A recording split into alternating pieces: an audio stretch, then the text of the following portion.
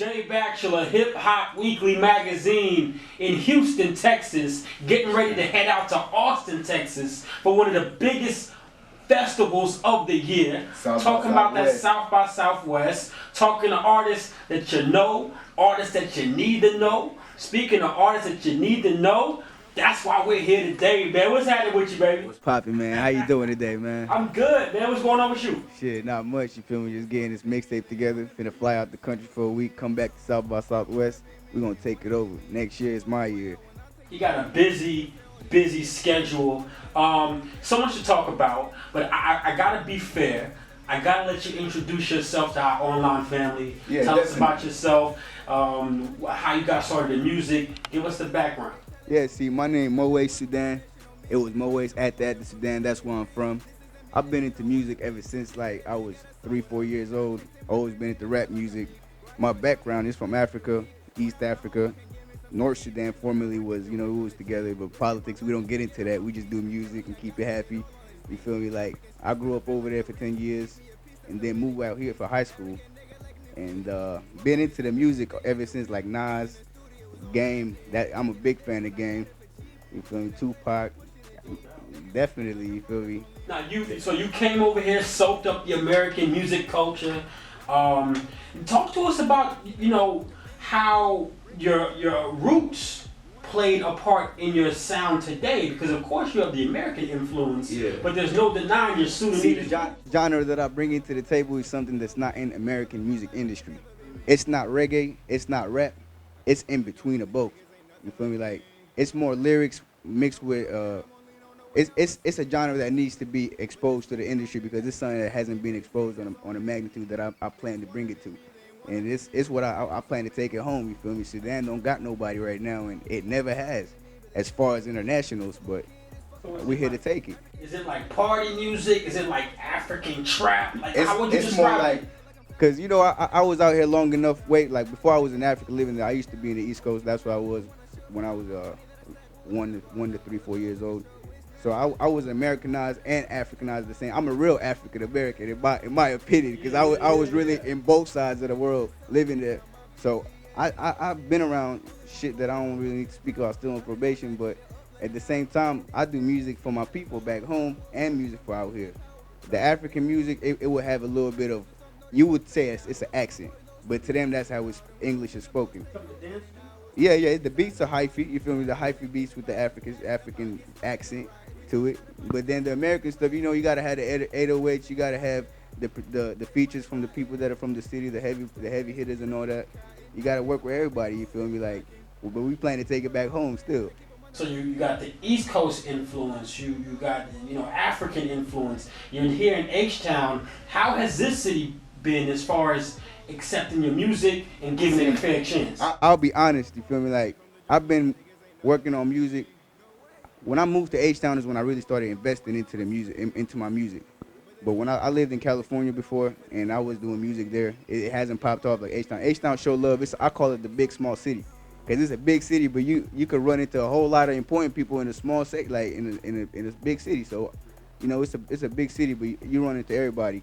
So that helps a lot when you got talent and when you fuck with everybody on a good way. Nobody really gonna take away your credit because you're a good person. So everybody gonna try to help you advance just the way that you help them advance, and that's the way that Houston is, and that's what has kept me forward out here. But in regards to other places, it's like you really gotta take it. You feel me? Like, Absolutely. Now tell me this, man. We're in the studio here with you today. How often are you recording new music? How often are you writing new music? all the time. Like, I know everybody say they're recording all the time, making music all the time, but I got This Is Africa coming out, hosted by DJ Mr. Rogers, right here in South by Southwest coming up. This Is America, hosted by DJ Ron, Kevin Gates official DJ. Shout out to them, Breadwinners Association. And then I got This Is the World coming in December or January of next year. So I got a lot of tapes coming out, and I already have everything planned out, but I won't release it because I need to get to where I'm getting before it's stages. I can't just release everything at once. I'm trying to take everybody with me from stage 1 to stage 2 to stage 3, because it's deeper than rap and it's bigger than that, but you can't speak about what you haven't done, so you got to just envision it and wait on it. doubt, no doubt. Now, for those who don't know, DJ Mr. Rogers is a well-known DJ Definitely, in man. H-Town. Shout out to Rogers. Major radio personality. Yes. How did you two connect, and how did he become a part of your project? Man, shout out to LT, man. That's my partner, you feel me? He from Sudan too. He's well known in Houston as well. He connected me with Rogers, and you know, me and Rogers, that we just working on this mixtape together. Like, but shout out to LT, he the one that connected me and Rogers together. No doubt. Now, South by Southwest must be so much music being passed around out there. Why did you decide this was the event that you wanted to use as a platform to share your Because music? I'll tell you what. South by Southwest, I've been there more than 3 different times, and each time I've been there, I haven't been there as an artist. I would go in there with an artist or to have fun, and every time that I was there, I was able to put myself in a position to be around somebody that would have helped me if I was an artist. So the way that I see it, that's the place to capitalize. That's the place to, if you want to get maximum results from you, if you got talent, that's the place where it starts at, in my opinion. Like, I tell you like this, I say South by Southwest is one of them places where if you got talent, you'll make it. Because it's so much different people around, somebody gonna pick up what you got. So somebody gonna pick up. Like one time, I'll tell you this, I sat on a plane, this was 2012. I was flying from California to South by Southwest. And at the time, there was an artist. He gave me, like, I was helping somebody I know promote his shit out here. So on the plane, I'm like 18 years old. The person to my left, some old Jewish dude. Little did I know, he was a label distributor. Like, you feel me? I called him about 3-4 months ago. He, you know, the way the business changed to the internet and all that, he fell off. But shout out to him too. You feel me? Like, so that's when it hit me. Like, normal people around you can put you in positions in South by Southwest. So I'm taking my talents to South by Southwest. No doubt. Now, let me ask you this right here, man. I want to give people watching this a chance to jump into your music now, immediately. Yeah. So what are 2 songs by you that are currently online they can check out? After Hours with Dirty Cash, produced by Don Coda. That's one of them. I got a lot of songs out, but then the second one that I would suggest is Diamonds in the Sand. What makes those 2 tracks so significant to you? The first one is because it's for the ladies. You know, the ladies are the ones that they're the ones that make this business flourish in a lot of terms. And then the other one is something about where I'm from, like how shit really is back there. A lot of people ain't gonna be able to stomach it, right? I know it ain't gonna get no plays back home, but it is what it is, and that, like, you know, I fuck with everybody back home, you feel me? Like, I love my country, I just don't get into politics. Let me ask you this, because, you know, speech in America and speech in Sudan are 2 totally different things. Opposites. Do you ever worry about things we say on record affecting you? Not at first, but then I realized it does, like, I never knew people pay attention, you feel me? Like, and as little as it seems out there, but people pay attention out there, and me going, like, I go back there, like, you see my passport, it's a lot of stamps, Sudan all over. So I go back a lot, and it would be jeopardizing my freedom when I go back to talk about something that's not in my business, or something that I don't know about. So, in my opinion, I talk about what I know about, and what I've seen, or what I have done personally. It's not, I don't get into something that's out of my hands, and if I do, it's from something that I had seen. It's nothing really, like, nothing. Yeah, I wouldn't speak on a situation that I read on a newspaper or that, because that'll put you in a position where newspapers out there ain't no good.